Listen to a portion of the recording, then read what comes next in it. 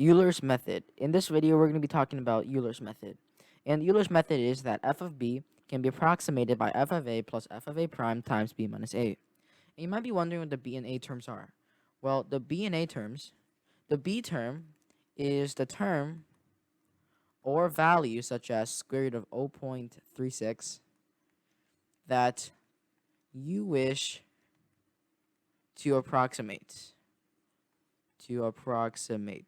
And what I mean by this is that let's say I have b is equal to the square root of 16.09. How am I supposed to estimate this square root? Well, without Euler's method, it won't really be possible. But it is also possible with Newton's method, but in this video, we're talking about Euler's method. So to approximate this quantity, that's the quantity for which we're trying to solve for, hence will be the b quantity that we're trying to solve for. And then for a is a term that is close. And notice that it is close to b, but known. So it is a known term.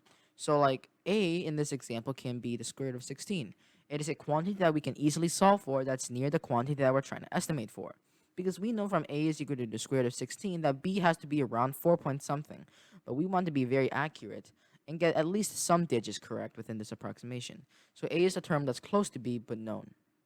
And seeing as we have this example going, we can apply this contextual evidence in order to better understand Euler's method.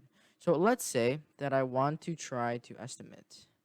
I want to estimate the quantity of 16.09 square rooted. So since this is the quantity that I'm trying to solve for estimate, b will be the square root of 16.09. So f of b will be simply the square root of 16.09 is approximated by f of a. Well, let us set f of a to be equal to the square root of 16.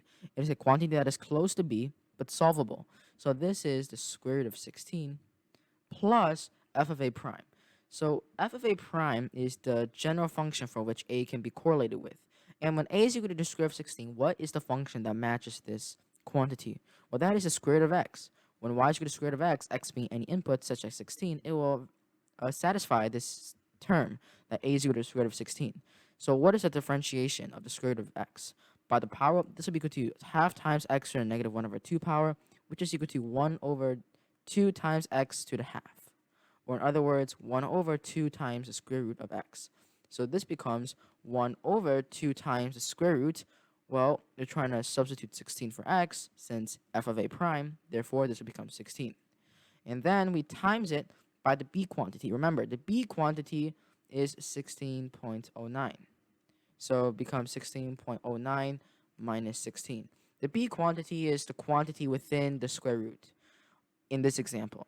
So this would be 16.09 minus 16.